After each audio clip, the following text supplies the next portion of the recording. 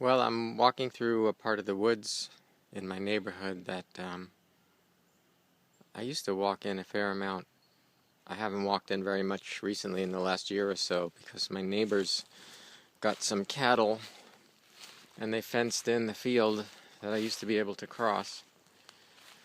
And they haven't put it up yet this spring. And the snow has finally melted and the ground has dried out enough that Tolly and I decided, well, who knows? Neither of us decided, but here we are. He's disappeared. So what I wanted to talk about is that there are black bears that live in these woods. Not a lot of them.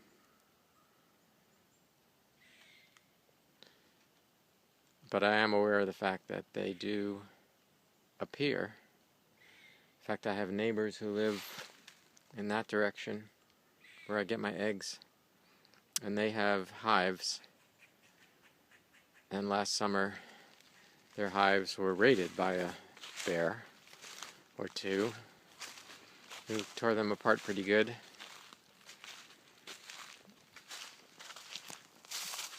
And through these woods, not very far from here, there's a ridgeline that's comprised of, a lot of cliffs. A cliff. Small cliff. That the ground drops off precipitously and then crosses the street, and then the river's there.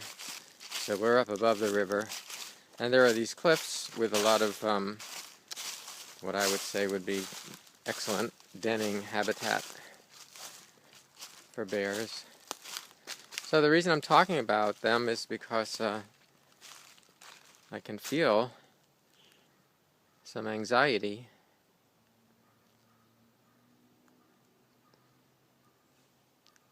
Even though the woods are perfectly peaceful.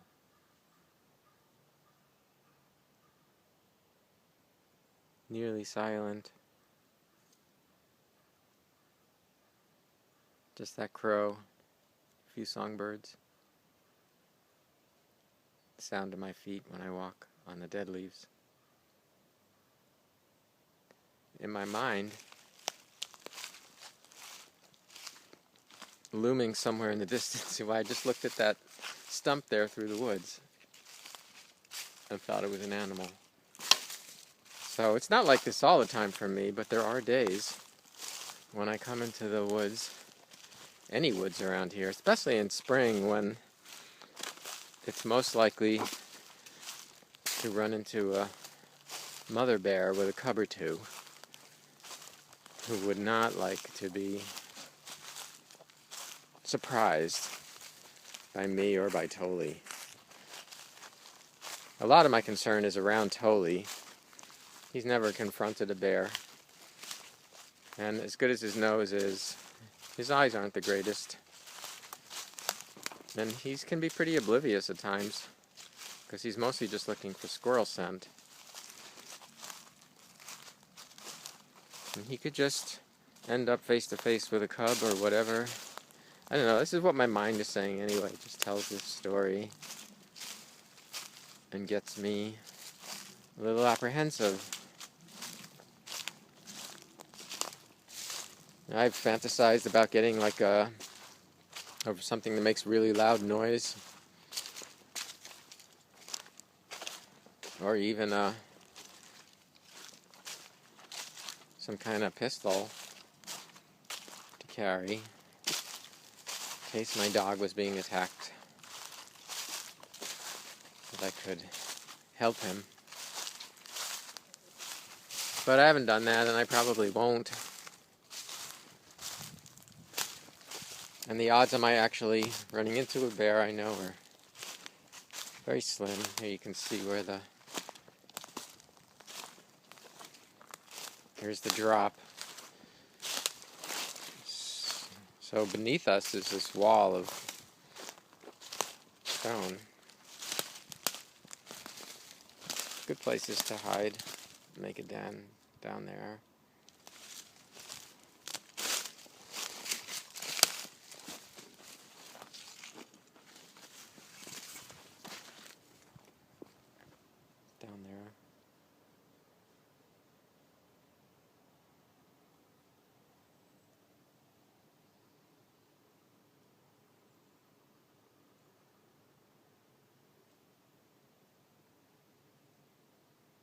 So quiet.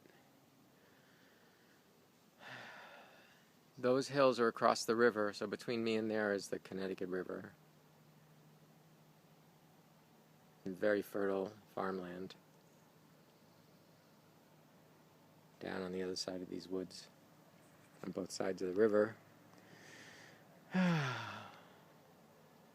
This is practically in my backyard. It's like a 5-minute walk from my house.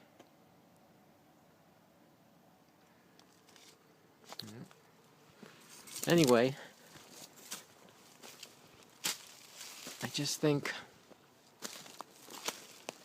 like, where would I be right now if I didn't have that story about the bear? And how do I distinguish the fantastical story running through my head from real, intuitive connection with a being that might be out there, who might be watching me? And when is it reasonable to be afraid? Not that it matters. I mean, I'm just going to be afraid when I'm afraid. Other days I'll walk through here whistling a happy tune and not even give it a thought. Especially if I come through a few days in a row. Like I said, I probably haven't been here since a year ago, maybe. Gotta go under this tree.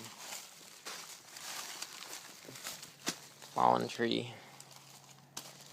So yeah, bears, lions, tigers.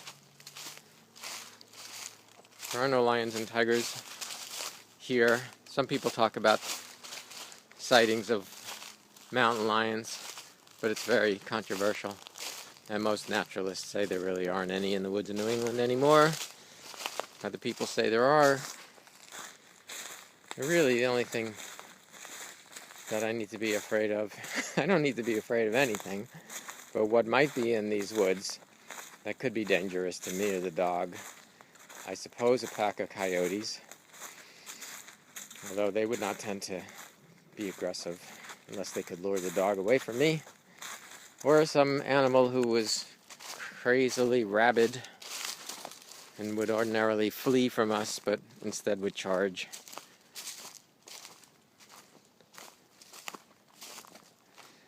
But, I can feel some tension in my body.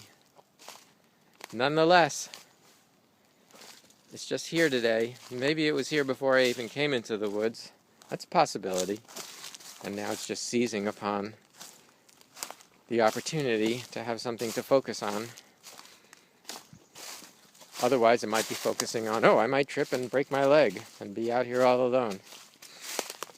It's always something to be apprehensive about if you want to be. There's always something to be scared of. There's always something to feel blissful over, or be overwhelmed by the beauty of, be it the woods or a face,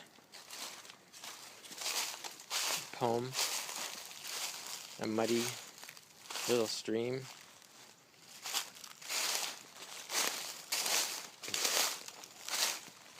Running down over the cliff here. That's kind of nice.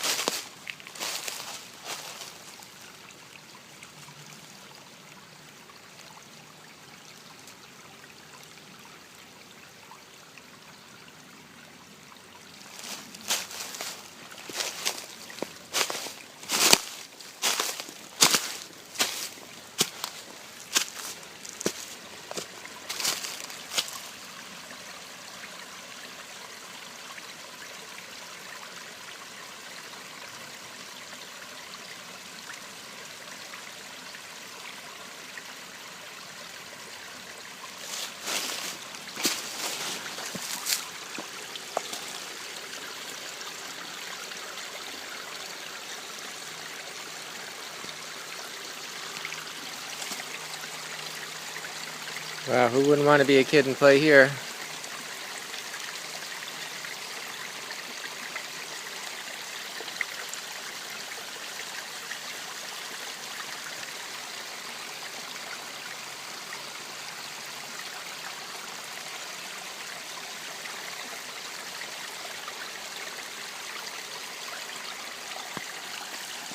See if we can see where it's coming from.